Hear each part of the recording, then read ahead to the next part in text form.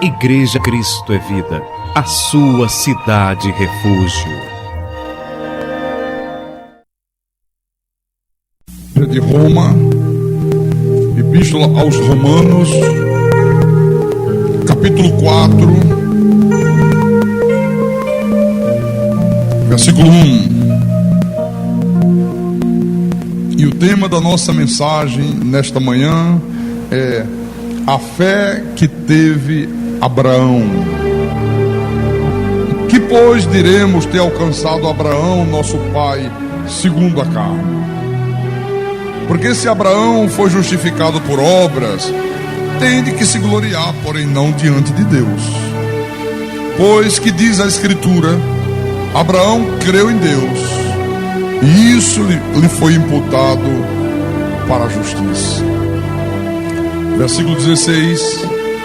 Essa é a razão porque provém da fé, para que seja segundo a graça, a fim de que seja firme a promessa para toda a descendência, não somente ao que está no regime da lei, mas também ao que é da fé que teve Abraão, porque Abraão é pai de todos nós.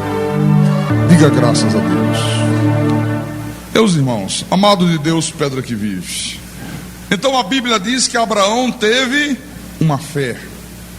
Quer dizer, a fé que teve Abraão. Como se fala de Abraão nas igrejas, né?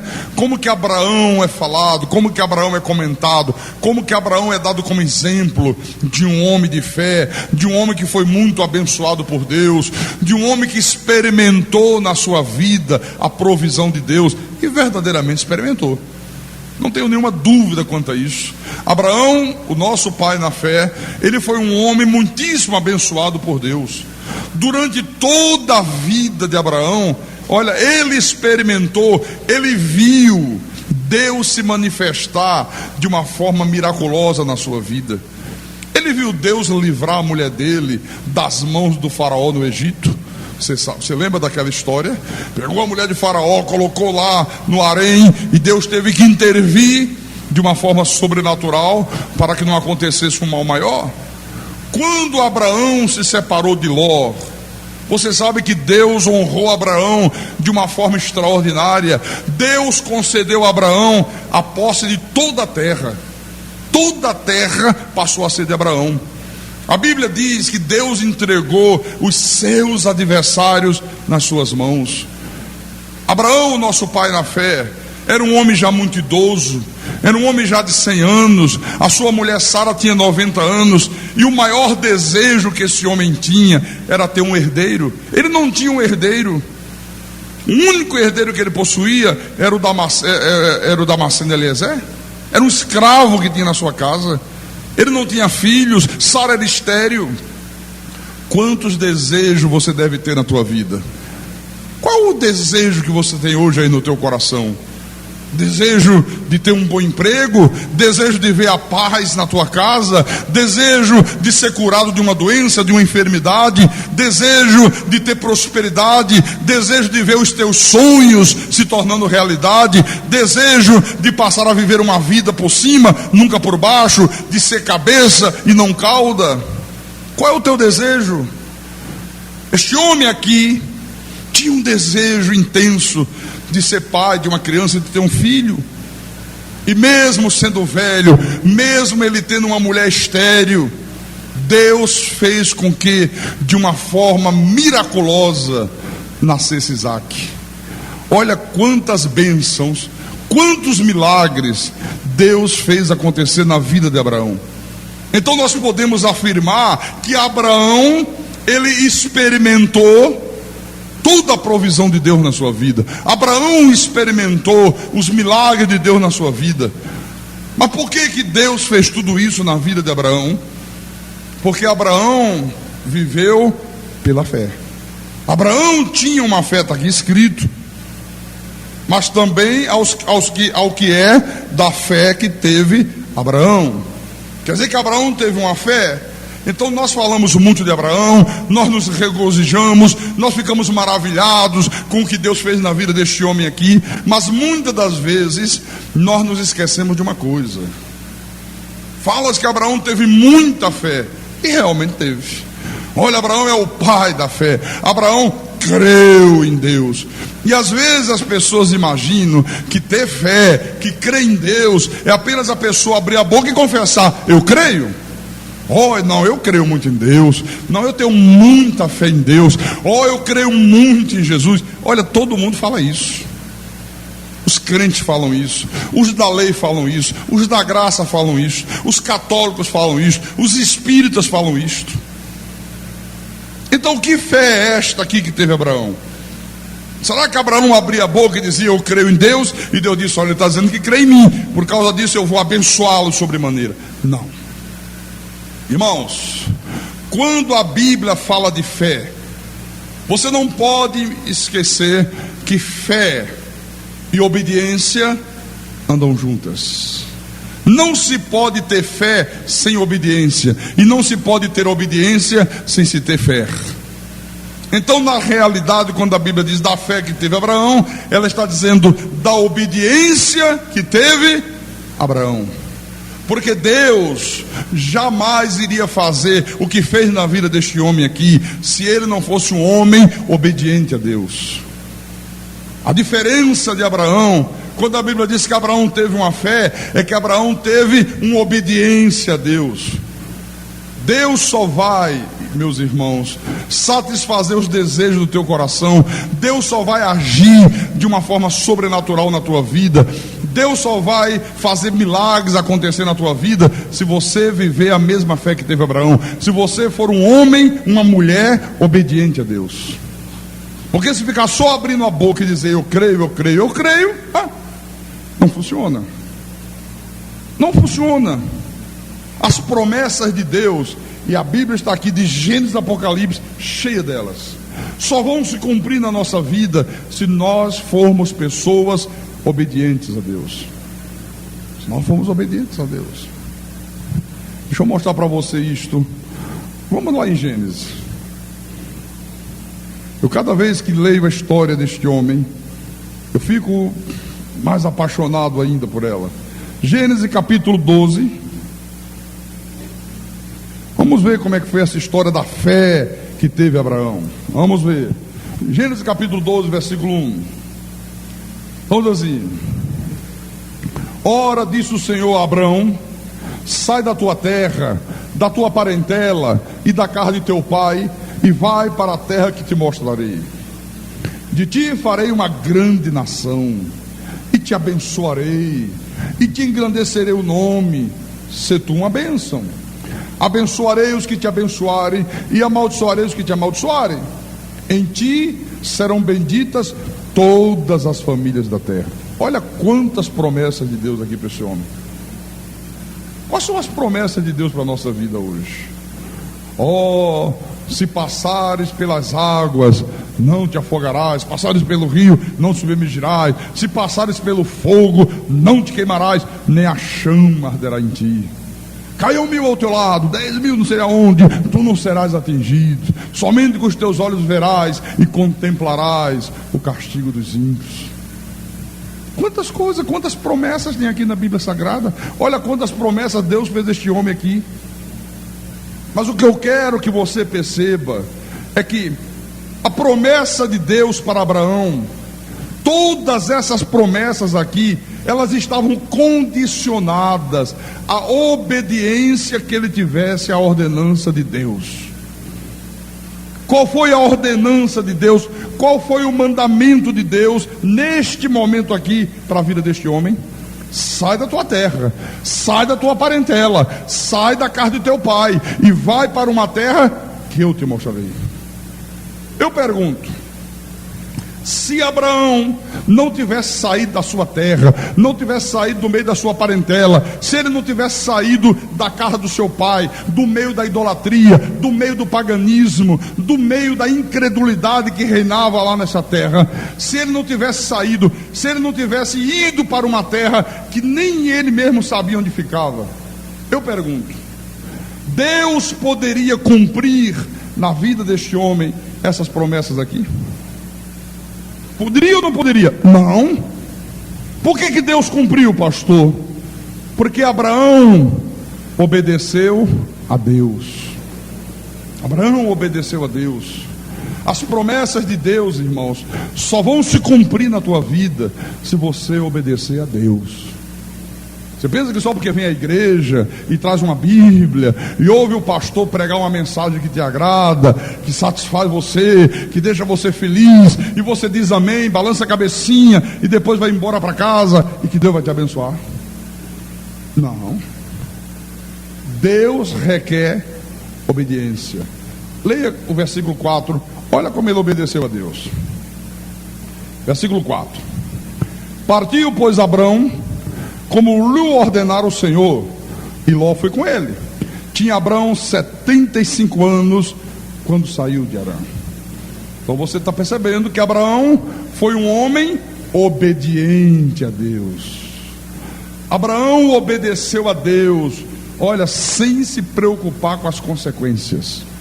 Imagine aí o que seja sair da sua terra, da sua parentela, da casa do pai dele, sair pelo meio de um deserto. Deus dizendo: olha, vai para uma terra que eu te mostrarei. Não disse onde ficava a terra, se ficava perto, se ficava longe, onde ficava, se era à direita, se era à esquerda, se era para o norte, se era para o sul, se era para leste, se era para oeste. E Abraão saiu, como lhe ordenara o Senhor.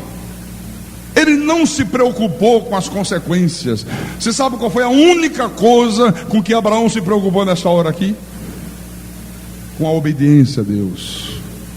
Com a obediência a Deus. Foi a única preocupação deste homem aqui. Eu me lembro, há 7 anos atrás, quando Deus trouxe a revelação da sua graça para o nosso ministério. E Deus disse: a partir de hoje você não prega mais um falso evangelho. A partir de hoje você não sobe mais naquele altar para pregar mentiras. A partir de hoje você vai pregar a minha palavra com verdade, o meu evangelho. Eu lembro que há 7 anos atrás, olha, eu sabia das consequências disto. Eu sabia que na hora que eu começasse a pregar a palavra de Deus com verdade, na hora que eu começasse a proclamar este evangelho de graça aqui, eu sabia que iam vir muitas consequências ruins. Eu sabia que muita gente ia abandonar as fileiras da igreja. Eu sabia que todo o sistema religioso ia se levantar contra mim, que eu ia ser chamado de herege, que eu ia ser chamado de falso profeta. Olha, eu sabia de tudo isso. Mas, meus irmãos amados, eu não me preocupei em nenhum minuto com as consequências. Eu só me preocupei com uma coisa naquele momento: a minha obediência a Deus. Em obedecer obstinadamente, cegamente ao Deus que eu creio, ao Deus da Bíblia. E vou dizer para você, olha, nesses 7 anos de graça de Deus, eu posso dizer que eu tenho visto Deus agir na minha vida de uma forma miraculosa. Eu tenho visto Deus agir de uma forma sobrenatural. E quando eu digo Deus agir de uma forma sobrenatural, é porque quantas dificuldades nós enfrentamos na vida, quantas lutas, quantos problemas você enfrenta ao longo da tua existência nesta terra. Jesus disse: no mundo tu tereis aflições. Deus nunca prometeu que nós não passaríamos por aflições. Ele disse: passarem pelas águas, não te afogará. Quer dizer, mas ele não disse: você nunca vai passar por águas turbulentas, você nunca vai passar por problemas. Não, ele disse: você vai passar, mas na hora dos problemas eu vou te livrar. Os problemas não vão te engolir, os problemas não vão te vencer. Você vai vencer os problemas em nome do Senhor Jesus. Então todos os problemas, todas as dificuldades que têm surgido na minha vida, no meu ministério, na minha vida pessoal, ao longo desses anos, em todos os momentos, eu tenho visto Deus agir de uma forma miraculosa. Por quê, pastor? Porque eu tenho sido um homem obediente a Deus. Eu obedeci a Deus desde o primeiro minuto que Deus revelou esta palavra de graça a mim. Desde o primeiro minuto. Eu já contei aqui meu testemunho à igreja. Foi numa terça-feira à noite. Olha, foi no mesmo momento, no mesmo instante. Eu não comecei a obedecer 2 meses depois, 3 meses depois, 1 ano depois. Não, foi desde o primeiro minuto. Eu não tive dúvidas. No mesmo momento eu rompi com a idolatria, eu rompi com as coisas do paganismo, eu rompi com as coisas que Deus estava me mostrando que eram coisas do misticismo. Na verdade, eu estava partindo para uma terra onde nem eu sabia onde ficava. Eu não sabia o que ia acontecer dali por diante. Eu não sabia. Mas se Deus estava dizendo: sai da tua terra, sai da tua parentela, larga esse falso evangelho, larga essa idolatria, larga esse paganismo perverso, larga esse misticismo que está aí na tua vida, eu digo: perfeitamente, Senhor. Eu não sabia nem o que eu ia pregar, irmãos. Eu não sabia nem o que eu ia pregar. Eu não conhecia nada de Bíblia. A única coisa que eu conhecia era falar dos milagres que Jesus realizou. Eu sabia contar histórias. Eu contava todas elas muito bem contadas, porque de tanto repeti-las, ela fica toda aqui na tua mente. Eu não sabia nada mais, nada menos do que isso aqui.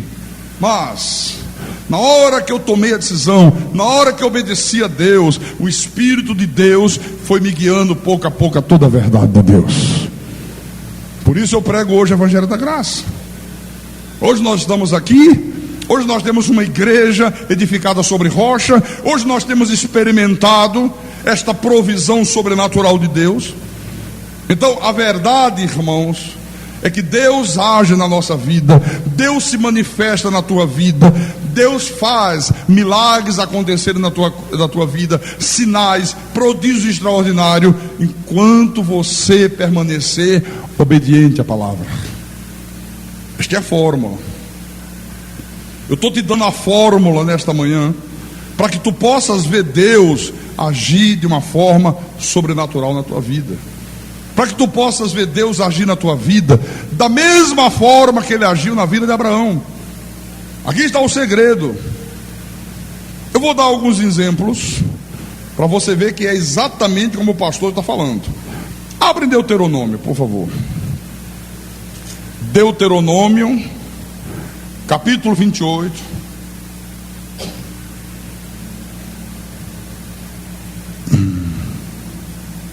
Deuteronômio 28, versículo 1.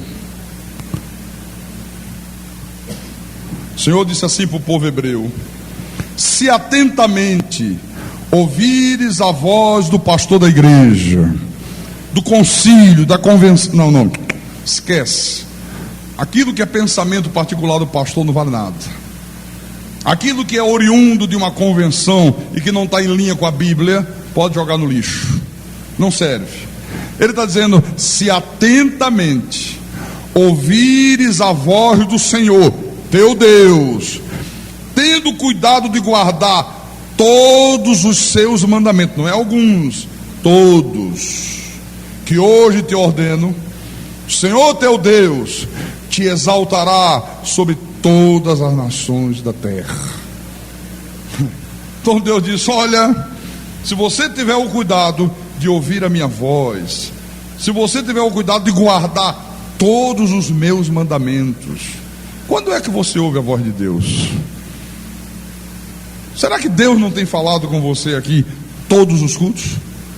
Quando o pastor prega nessa igreja e o pastor diz: irmãos, abra a Bíblia lá e não sei o que, Hebreus capítulo 10, versículo 25, e você abre a tua Bíblia e você lê lá: ó, não deixemos de congregar. Quem é que está falando aquilo?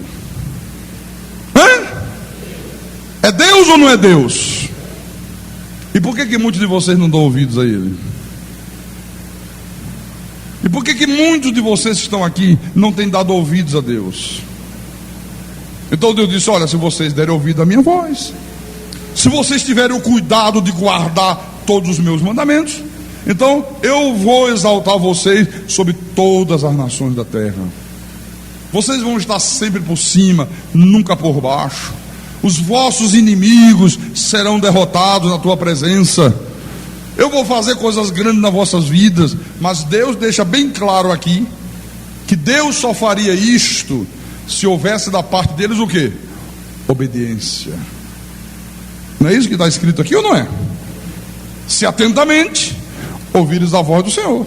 Se não ouvir atentamente, se não tiver o cuidado de guardar os meus mandamentos, se vocês não me obedecerem, vocês não serão prósperos, vocês não serão bem-sucedidos, sabe? Os inimigos não serão derrotados na vossa presença. Nada disso aqui vai se cumprir. No versículo 29, olha o que Deus diz. Não, versículo 15, perdão.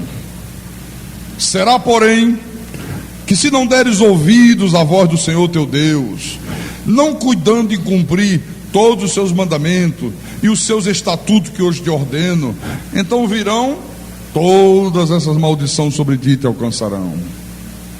Aí Deus começa a falar para ele, tem uma lista enorme aqui de coisas que sobreviriam à vida deles, se eles não obedecessem atentamente à voz de Deus, se eles não tivessem o cuidado de obedecer a todos os mandamentos que Deus estava ordenando naquele momento. Versículo 29. Apalparás ao meio-dia, como o cego apalpa nas trevas, e não prosperarás nos teus caminhos, porém somente serás oprimido e roubado todos os teus dias, e ninguém haverá que te salve. Olha como é a vida de uma pessoa que não dá ouvidos à voz de Deus. Apalpa ao meio-dia, como o cego apalpa nas trevas. Em pleno meio-dia, o sol claro, e o sujeito está andando como se estivesse cego. Não prospera nos seus caminhos, somente será oprimido e roubado todos os teus dias. Será que nós não vemos isso acontecer na vida de muitas pessoas dentro da igreja de Jesus, em toda a face da terra? Vemos ou não vemos? Você está compreendendo porque às vezes você diz, poxa, mas como é que pode? Fulano é crente, tem Bíblia, vai à igreja, canta, louva, adora, não sei o quê. Olha lá, olha como é que está a vida dele. Um fracasso total. Uma vida de opressão, oprimido por doenças, uma vida sem paz. A pessoa tem planos, nunca consegue realizar os planos. Os inimigos vêm, ao invés dela vencer os inimigos, os inimigos é que a vencem. Está aqui, ó. Versículo 44.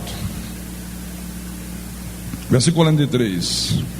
O estrangeiro que está no meio de ti se elevará mais e mais, e tu mais e mais descerás. Quer dizer que o ímpio que estiver no nosso meio, ele vai se elevar mais e mais. E aquela pessoa que é de Deus, mas por causa da desobediência, por não viver a mesma fé de Abraão, o que é que Deus está dizendo aqui? Descerá mais e mais. Ele te emprestará a ti, porém tu não lhe emprestarás a ele. Ele será por cabeça e tu serás por cauda. Você vê? Não prosperarás, não serás por cabeça. Ao invés de emprestar a muitos, tu é que pedirá emprestado. Ao invés de você emprestar ao outro lá que não tem Deus, o que não tem Deus é que vem de lá e te socorre. Que humilhação, hein?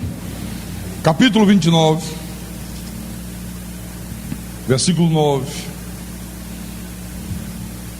Então o Senhor diz agora aqui: guardais, pois, as palavras desta aliança e cumpri-as, para que prospereis em tudo quanto fizerdes. Olha, você vê que o desejo de Deus é que você prospere em tudo que você fizer. É que você prospere no teu casamento, é que você prospere nos teus negócios, que você prospere nos teus estudos, que você prospere na tua família, que você prospere na educação dos teus filhos. Esse é o desejo de Deus.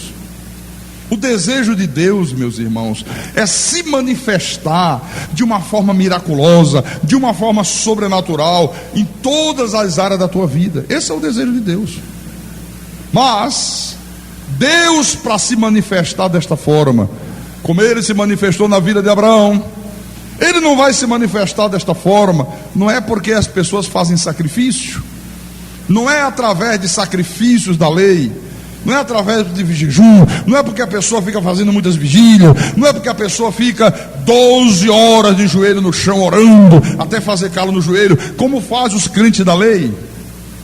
Se isto funcionasse, irmãos, os nossos irmãos da lei seriam as pessoas mais prósperas deste mundo. E quanto mais lei, quanto mais sacrifício, mais miséria. Já observou isso? Mais desgraça, mais fracasso, mais fome. Por quê? Porque deixam de obedecer para fazerem obras da lei. Então, este mover de Deus, esta ação miraculosa de Deus, também não vem através de fórmulas mágicas, de falsos profetas, de falsos pastores, de falsas igrejas. Não é através do óleo da prosperidade, que às vezes assim, venha pegar o óleo da prosperidade. Você vai usar este óleo, você vai ungir a tua cabeça, você vai ungir a tua carteira de trabalho, e Deus vai te dar um aumento, Deus vai abrir uma porta de um grande emprego. Você vai ungir a tua empresa, e Deus vai fazer a tua empresa prosperar. Vai dessa para você ver. Venha pegar a chave da vitória. Pega a chave da vitória. Não. Deus não se manifesta através dessas coisas. Não é através de uma fogueira santa, como se fazem nessas seitas de corrente. Não é através de um trabalho de macumba feito ali na porta do cemitério de Santo Amaro, ou na encruzilhada aqui perto da igreja. Tem uma logo aqui, de vez em quando para um carro ali e eles descem do carro e botam o trabalho na encruzilhada. Não. Irmãos, nada disto funciona. Nada disto funciona. Não é através de uma promessa a um santo católico, não é através de uma romaria feita ao túmulo do Padre Cícero. Tudo isso é um grande engodo, tudo isso é uma grande mentira, tudo isso na realidade é o grande comércio da fé. O mover de Deus, a manifestação sobrenatural de Deus na tua vida, sempre será consequência da tua obediência à palavra de Deus. Sempre, sempre, sempre, sempre, sempre. Fora disto é engano de Satanás. Fora disto é o falso evangelho. Fora disso é a astúcia de falsos pastores, de falsos mestres. São obreiros fraudulentos. Então, se você obedecer a Deus, se você se submeter à palavra, como Abraão obedeceu, como Abraão se submeteu, Deus vai se manifestar de uma forma sobrenatural, de uma forma miraculosa na tua vida, como Ele se manifestou na vida de Abraão. Se você não obedecer a palavra, se você negligenciar a palavra, se você não obedecer a Deus, Deus não vai se manifestar na tua vida. Não vai. E o problema, sabe o que é?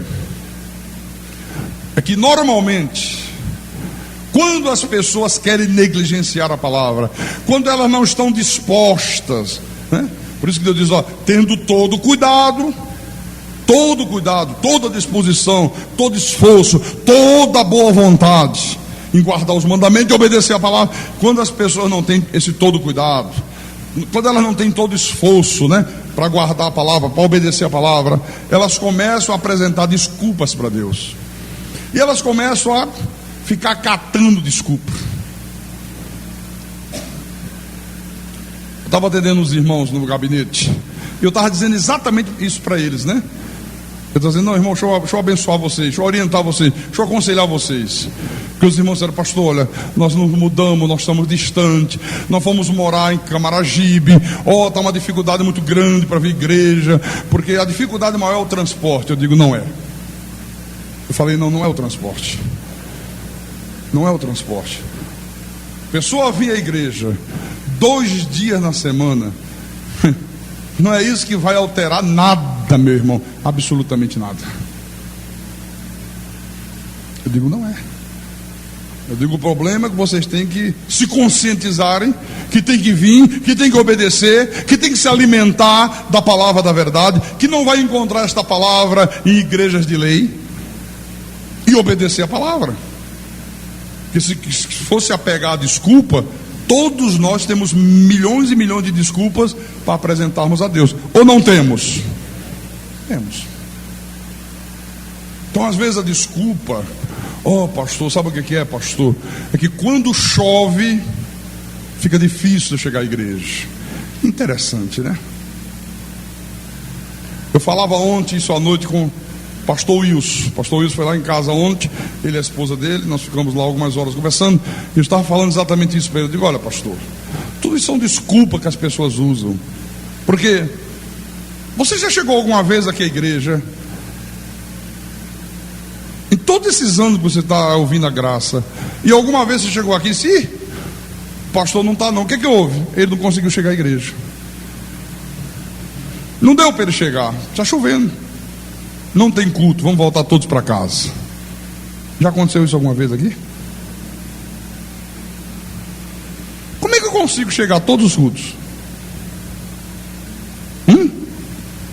Como é que eu consigo estar aqui todos os cultos? Não, pastor, mas sabe o que é, pastor? Deixa eu contar uma coisa para o senhor. Às vezes, pastor, amanheci com uma cólica. E você acha que eu não tenho cólica também, não é? Você acha que eu sou sobrenatural? Você acha que eu sou feito de aço? Hoje mesmo acordei. Como é o nome da coisa, senhor? Uma azia, não sei o quê, e tal, e aquela queimação no estômago, e aquela coisa ruim incomodando. E eu estava ali no gabinete, não foi? Aí o senhor Raimundo chegou e disse, pastor, toma um leite gelado aí que é uma bênção isso aí. Aí manda comprar leite gelado. Tomei leite gelado, uma bênção, foi uma bênção. Sabe? Eu sinto tudo que você sente. As mesmas coisas, eu tenho as mesmas dificuldades, enfrento as mesmas lutas, quiçá maiores do que as tuas. Só que eu não apresento desculpas para Deus. Eu não apresento desculpa para Deus, porque eu sei que Deus não aceita as minhas desculpas. Eu sei que Deus quer a minha obediência. A minha obediência. Amém? Então, se não obedecer, depois de Hebreus, vem Tiago, capítulo 1, versículo 21. Tiago diz assim: portanto, despojando-vos de toda impureza e acúmulo de maldade, acolhei com mansidão a palavra em vós implantada, a qual é poderosa para salvar a vossa alma. Então, qual é a primeira coisa que nós temos que fazer? Qual é a primeira coisa que ele está dizendo aqui? Despojar de toda impureza e acúmulo de maldade. O que é isso, pastor?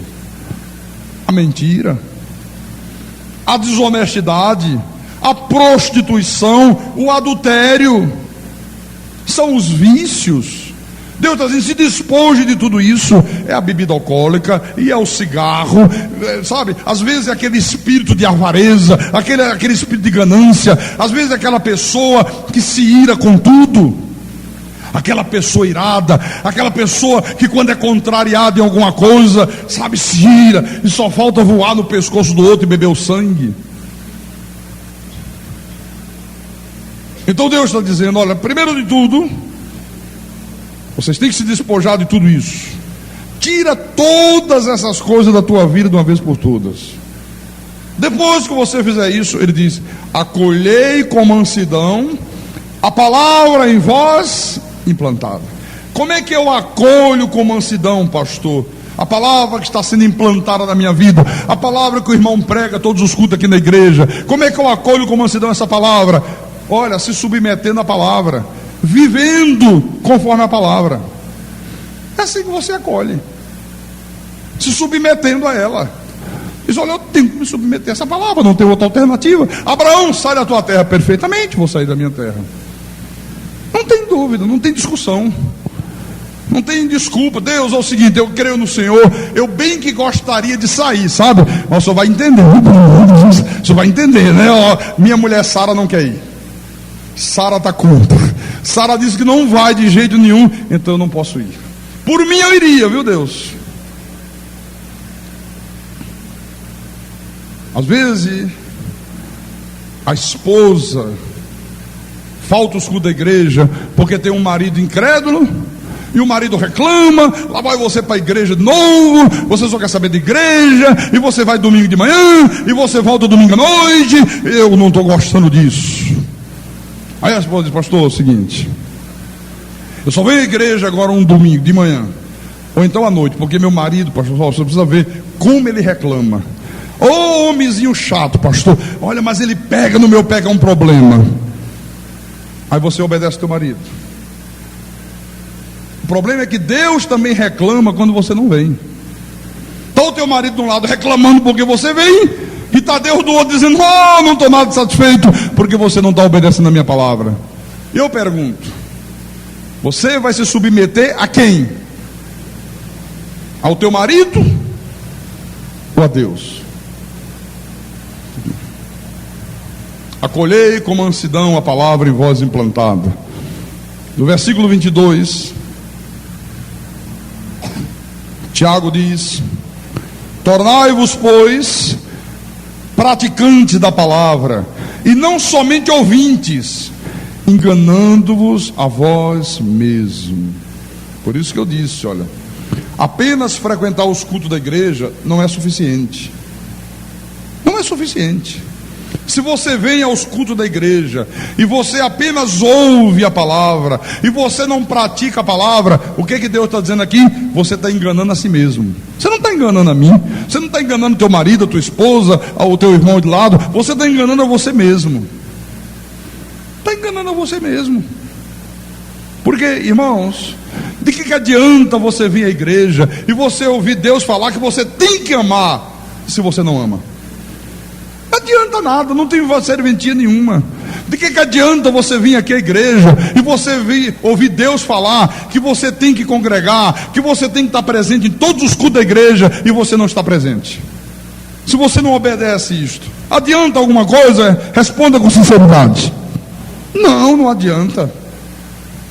De que adianta você vir aos cultos da igreja e você ouvir Deus falar que você tem que dizimar, que você tem que ser generoso nas suas ofertas, se você não dizima, se você não é generoso nas ofertas?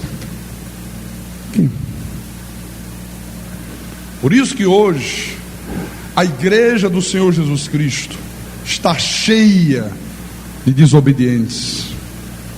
É o que mais existe hoje dentro da igreja, são pessoas desobedientes a Deus.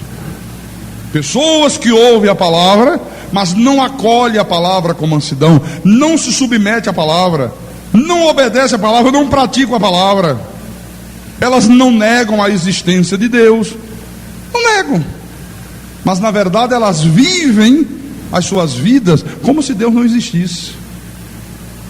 Você está compreendendo? São completamente independentes de Deus. São aquelas pessoas que ouvem, mas não põe em prática aquilo que ouve.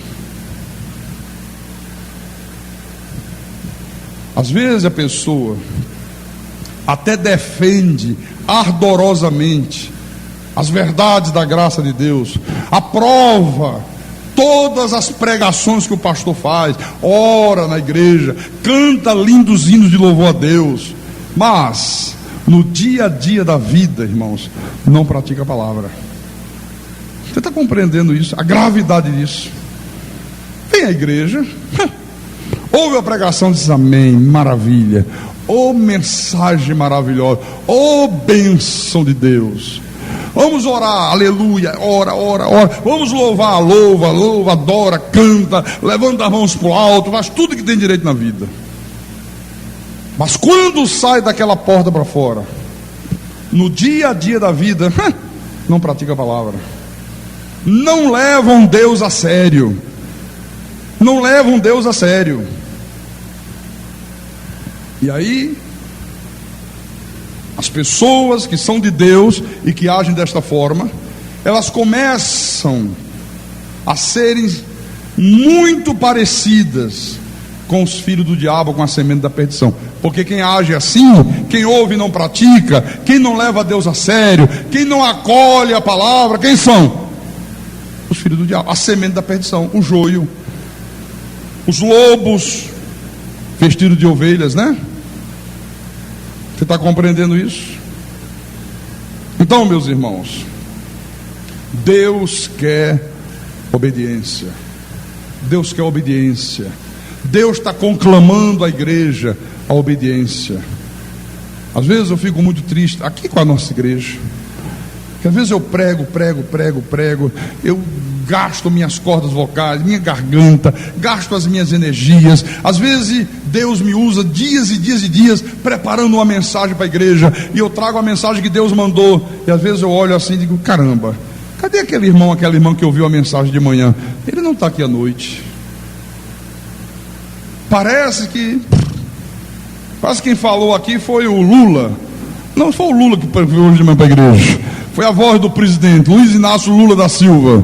Foi o Lula que falou. Não, obedecer a Lula não tem problema, a gente obedece um dia, não obedece o outro. Não foi o Lula que falou, não foi o pastor Carlos que falou. Quem falou contigo foi o Deus da Bíblia, o Deus Todo-Poderoso. O Deus Todo-Poderoso. Quantas vezes isso acontece? Hoje isso vai acontecer. Pessoas estão aqui, quando chegar logo mais à noite, 18h30, e o pastor passar as vezes aqui, vai dizer: cadê fulano, Beltrano, Ciclano? Mas não estava aqui de manhã. Não ouviram Deus falar. Você está compreendendo isso? Veja, por favor, no livro do profeta Oséias, capítulo 6, versículo 6. O Senhor diz assim, página 1164 da minha Bíblia. Os irmãos que têm Bíblia igual a que o pastor usa no altar, esta Bíblia de letras gigantes da Sociedade Bíblica do Brasil, acompanhem na página 1164, capítulo 6, versículo 6. Deus dizendo: pois misericórdia quero e não sacrifícios, e o conhecimento de Deus mais do que holocausto. O que que Deus quer? Misericórdia. Deus quer que você viva uma vida reta. Deus quer que você viva uma vida justa aos olhos dele. O que que o povo de Deus lá fora, irmãos, mais tem feito para Deus? Sacrifício. Deus está dizendo: eu não quero sacrifício. Eu não quero sacrifício, está aqui, ó. Eu quero misericórdia. Eu não quero sacrifício. Eu quero obediência à minha palavra. Eu quero uma submissão à minha vontade. O povo diz bem: nem obediência, nem submissão. Sacrifício. Jejuns, vigílias, joelhos esfolados no chão, sobe monte, desce monte. Não é isso que se faz aí fora? Ou não é? E qual é o resultado disso, pastor? Um povo sem experimentar aquilo que Deus fez na vida de Abraão, na sua própria vida. Outros, quando não apresentam sacrifícios, começam a viver uma vida religiosa estéril, uma vida religiosa infrutuosa.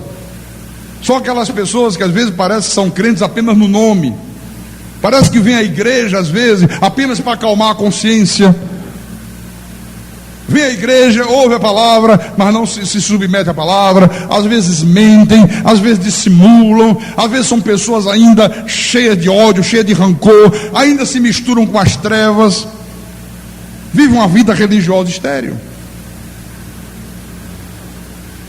Eu já disse aqui em uma certa ocasião, a maioria dos católicos diz assim. Você pergunta: qual é a sua religião? Sou católico não praticante. A maioria diz isso, não diz isso? Eu sou católico não praticante. Olha, há uma gama muito grande de pessoas na igreja evangélica que poderiam começar a responder a mesma coisa. Você é o quê? Crente não praticante. Sou crente não praticante. É verdade, é a mesma coisa. Só que não existe isso, né? Não existe crente não praticante. Ou você é, ou você não é. Ou você é, ou você não é. E é isso que Deus está reclamando com a igreja. Olha, eu vou te mostrar um exemplo. Está em 1 dos Coríntios, primeira epístola aos Coríntios, capítulo 10, versículo 3. É um exemplo do que ocorreu com o povo judeu no passado. e que pode estar ocorrendo hoje na vida de alguma pessoa ou de algumas pessoas aqui na igreja. Capítulo 10, versículo 3 em diante, diz assim: todos eles comeram de um só manjar espiritual e beberam da mesma fonte espiritual, porque bebiam de uma pedra espiritual que os seguia, e a pedra era Cristo. Entretanto, Deus não se agradou da maioria deles, razão porque ficaram prostrados no deserto. Quer dizer que todos eles contaram com a proteção de Deus, eles tinham a direção da nuvem durante o dia, eles tinham a direção da coluna de fogo durante a noite, todos eles comeram do maná que Deus enviou dos céus, quando acabou toda a provisão de comida no deserto, todos eles beberam da água que jorrou da rocha, todos eles experimentaram as maravilhas de Deus. Mas o que é que está dizendo aqui? Entretanto, Deus não se agradou da maioria deles. E qual foi a consequência de Deus não ter se agradado da maioria deles? Está aqui: ficaram prostrados no deserto. Qual é a lição que Paulo está querendo transmitir para a igreja através disso aqui? Paulo está dizendo o seguinte: olha, todos vocês têm ouvido a graça de Deus, todos vocês têm tido o privilégio de conhecer os mistérios do Pai, todos vocês têm tido o privilégio de ter o Espírito Santo de Deus na vida de vocês, todos vocês têm reconhecido a soberania divina, todos vocês têm tido o privilégio de ter os vossos olhos iluminados. Entretanto, ele está dizendo, Deus não tem se agradado da maioria de vocês. Ele está fazendo um paralelo. No versículo 6: ora, estas coisas se tornaram exemplos para nós, a fim de que não cobicemos as coisas más, como eles cobiçaram.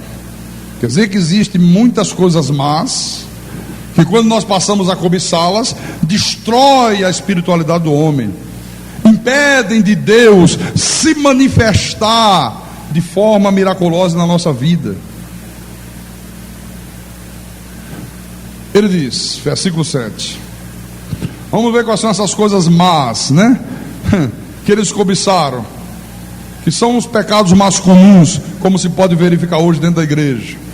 Versículo 7, ele diz: não vos façais, pois, idólatras, como alguns deles. Porquanto está escrito: o povo assentou-se para comer e beber, e levantou-se para se divertir. Então, idolatria. Olha, tira a idolatria da tua vida. Tira por inteiro a idolatria da tua vida. Eu disse aqui, eu não lembro se foi quarta-feira à noite. Foi quarta-feira à noite que eu falei de idolatria na aula de Apocalipse.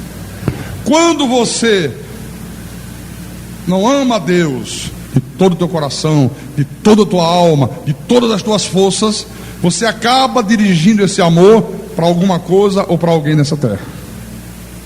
E é aí que começa a surgir idolatria. Eu disse aqui, às vezes a idolatria é um filho, às vezes a idolatria está sendo praticada com o marido, com a esposa, às vezes é com uma denominação, às vezes é com o pastor da igreja. Começa a surgir idolatria na vida da pessoa. Tira a idolatria. Versículo 8: e não pratiquemos imoralidade, como alguns deles o fizeram e caíram num só dia 23 mil. A imoralidade, tira tudo quanto é imoralidade da tua vida, meu irmão. Versículo 9: não ponhamos o Senhor à prova, como alguns deles já fizeram e pereceram pelas mordeduras da serpente. Você vê? A tentação contra Deus, a pessoa querendo colocar Deus em teste. Eles têm que começar a colocar Deus à prova. Você não tem que colocar Deus à prova nunca, meu irmão. Você tem que submeter por inteiro a Deus e saber que Deus está no controle e que as coisas vão acontecer no dia, na hora e da maneira que Deus queira que aconteça. Não tem que colocar Deus à prova em nada, viu? Versículo 10: nem murmureis, como alguns deles murmuraram e foram destruídos pelo exterminador. As murmurações, né? Os queixumes, aquele descontentamento com aquilo que Deus está te dando. Às vezes Deus está te dando alguma coisa e você está dizendo, mas não era bem isso que eu queria, tal. Olha, Deus me deu uma casa, mas não era bem aquela casa. Eu não queria ali, eu queria acolá. Poxa, não vejo a hora de eu sair daqui. Eu não estou satisfeito. E vai murmurando e vai se queixando. A Bíblia diz o quê? Em tudo dai graça. Tendo que comer e o que vestir, Paulo disse, estejais satisfeito. Olha, esse povo aqui, os israelitas, eles chegaram a desejar voltar outra vez para o Egito, irmãos. Chegaram a desejar voltar outra vez para a escravidão, por causa das vantagens que eles tinham lá no Egito. Lá no Egito nós comíamos cebola, lá no Egito nós tínhamos legumes, nós tínhamos frutas, nós tínhamos carne. E aqui no deserto nós estamos passando privações. Como é que é possível isso aqui? Há muitos anos atrás, na antiga denominação, nós tivemos um indivíduo que dizia que era pastor, e ele também foi oriundo da seita universal, e ele disse, vamos pregar a palavra, e começou a pregar a palavra, e quando ele percebeu que para se pregar a genuína palavra, não se tem os mesmos benefícios do Egito, teve um dia que ele ligou para mim, ele estava em Fortaleza, ligou para mim e disse, pastor, o negócio é o seguinte, olha, eu acho que eu vou desistir. Por quê, rapaz?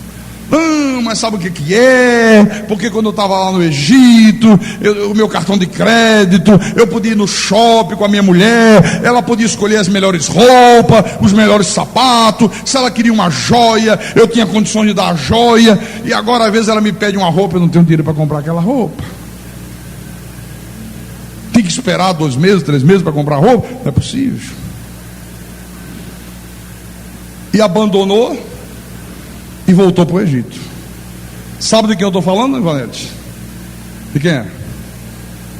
Não. Antônio Carlos.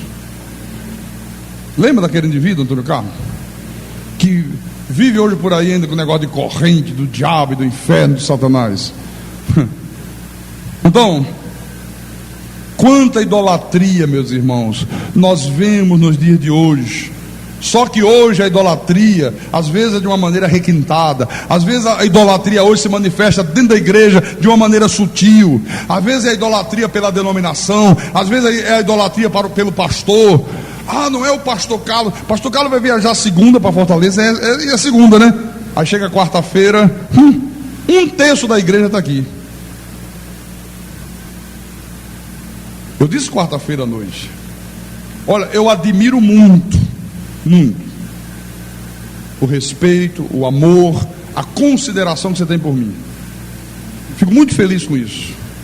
Mas eu disse quarta-feira à noite, por favor, não permita que esse respeito, que essa admiração, que esse amor que você tem por mim gere idolatria na tua vida, a ponto de você não vir ao culto da igreja se não for eu a pregar a palavra. Porque isso gera uma idolatria perversa. Às vezes começa de uma maneira sutil, às vezes é de uma maneira, baixaria total, né? É a crença numa rosa, num copo com água, numa vela, num crucifixo. Às vezes é a crença num saquinho de sal grosso. O pecado da imoralidade. Quanta imoralidade existe hoje na vida de muitos crentes, irmãos. Tanto imoralidade moral como imoralidade espiritual. Porque um marido crente que não ama a sua esposa como Cristo amou a igreja, um homem que diz que é crente em Jesus, que é casado e que não honra a sua mulher, que maltrata a sua esposa, isso é uma imoralidade. Uma esposa crente, insubmissa ao marido, é uma imoralidade. É uma imoralidade. O divórcio entre pessoas crentes é o que mais se vê hoje. É uma imoralidade. pastores que se separam, pastores que se divorciam. Tem pastores aí fora, irmão, que já vão na 5ª mulher. E daqui a pouco estão na 10ª. Não estão nem aí, maior cara de pau do mundo. Um namoro promíscuo, um rapaz de Deus, uma moça de Deus, não pode levar uma vida promíscua. Não pode, não pode, não pode. A prostituição é uma imoralidade. A pessoa enganar Deus nos dízimos, a pessoa enganar Deus nas ofertas é uma imoralidade. A pessoa deixar de estar nos cultos da igreja por motivos banais, por motivos fúteis, é uma imoralidade. Misturar a lei com a graça é uma imoralidade. Você ouvir a palavra da graça de Deus, você ter o privilégio de Deus iluminar os teus olhos, de Deus te fazer conhecer o mais profundo de Deus, e você amanhã ir para a igreja da lei, isso é uma imoralidade. Então Paulo disse: não ponhamos o Senhor à prova, como alguns deles já o fizeram. Não ponhamos o Senhor à prova. O que é, pastor? Colocar Deus à prova. Como é que nós colocamos Deus à prova? É quando você começa a querer que Deus faça aquilo que você quer, aquilo que você pensa, e não aquilo que Deus quer, aquilo que Deus pensa. Não tem gente que é assim? Deus coloca a pessoa ali.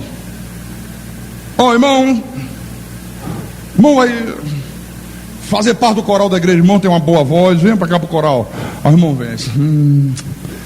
Sabe o que é, pastor? Meu negócio não é coral, mesmo com uma boa voz. Eu não quero, não, eu só quero ser pastor. Eu só quero pregar a palavra. Sim, tudo bem, mas tu tem que esperar Deus fazer isto. Deus no momento está te colocando no coral, irmãozinho. Então tu submete a Ele, faz a vontade dEle. Não, eu prefiro ficar no banco, esperar o momento que eu possa pregar. Quer dizer, Ele não quer o que Deus quer, Ele quer o que Ele quer. Ele quer que Deus, isso é colocar o Senhor à prova. Isto é colocar o Senhor à prova, como diz aqui. Isso é tentar Deus. Olha, afasta da tua vida as murmurações. Tem gente que não faz outra coisa na obra de Deus a não ser murmurar. Murmura se o culto demora. Ih, pastor Carlos desembestou a falar. Ih, meu Deus, hoje vai atrasar o culto. Se chegar no outro domingo, o pastor fizer uma pregação curtinha, você vê? Poxa, que pregação rápida. Acho que está com pressa, deve ter alguma coisa para fazer, tá vendo? Aí faz uma pregação, sabe, murmura com tudo, meu irmão. Se tem muito louvor, murmura. Se o louvor é curto, murmura. Murmuram por tudo na vida. Tem gente que murmura até da própria sombra, né? Até da própria sombra, é verdade. Versículo 11, Paulo diz: estas coisas lhe sobrevieram como exemplos e foram escritas para advertência nossa, de nós outros, sobre quem os fins dos séculos têm chegado. Aquele, pois, que pensa estar em pé, veja que não cai. Quer dizer que o exemplo é para mostrar que esses episódios aqui ocorreram com personagens bíblicos no passado, mas Paulo está dizendo, pode ocorrer com cada um de nós também. De que maneira, pastor? Se nós praticarmos os mesmos erros que eles praticaram. Os mesmos erros. Eu quero terminar a palavra desta manhã em 2 aos Coríntios, capítulo 6, versículo 1.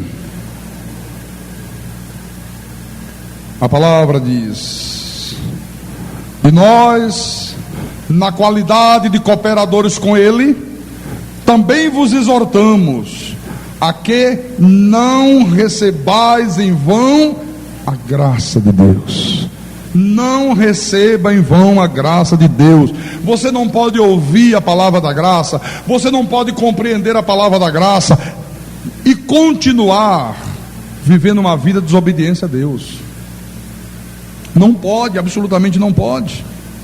Você não pode ouvir a palavra, você não pode dizer, Deus iluminou os meus olhos, Deus me fez compreender. predestinação, preexistência, eleição, soberania de Deus. Deus me fez compreender a deidade de Cristo, que não há trindade, a segurança eterna da salvação. Deus me fez compreender que há neste mundo duas descendências. Compreender tudo isto e continuar vivendo uma vida de desobediência a Deus. É isso que ele está dizendo aqui. Por quê, irmãos? Quando nós recebemos a graça de Deus, Deus nos concede a sua graça, Deus ilumina os nossos olhos, Deus abriu o teu entendimento para que você seja luz do mundo e sal da terra, para que você seja exemplo. Olha, nós temos que ser exemplo para este mundo. Você tem que ser exemplo para a tua família, para o teu marido, para o teu esposo, para os teus filhos, para os teus vizinhos. Você tem que ser exemplo para os irmãos aqui da igreja.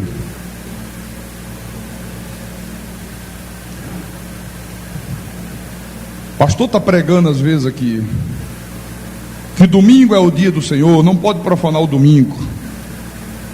Aí você senta do lado de uma pessoa que já fez até amizade com você, e você profana o domingo. Deus está falando, entra por aqui, sai por acolá. Que exemplo você está dando para essa pessoa? Você está compreendendo? E às vezes o teu mau exemplo pode arrastar aquela pessoa para o mesmo caminho de desobediência que você está. A pessoa começa a falar: não, sei lá, fulano ali, você vê? Falta sempre. Não estou vendo acontecer nada na vida dele. Está correndo tudo bem, mesmo ele desobedece. Não tem problema nenhum. Deixa eu ir pelo mesmo caminho também. Deixa eu começar também a dar uma relaxada aí como ele relaxa. Você vê a gravidade disso? Não. Grave isso na tua mente e no teu coração, irmãos. Deus nos chamou, Deus te chamou para obediência. Diga para o teu irmão: Deus te chamou para obediência, meu irmão. Deus te chamou para obediência. Não foi apenas para cantar um hino de louvor, não foi apenas para, levantar as mãos e adorar a Deus. Foi para a obediência. Amém? Quem tem ouvidos, ouça o que o Espírito Santo falou à igreja nesta manhã.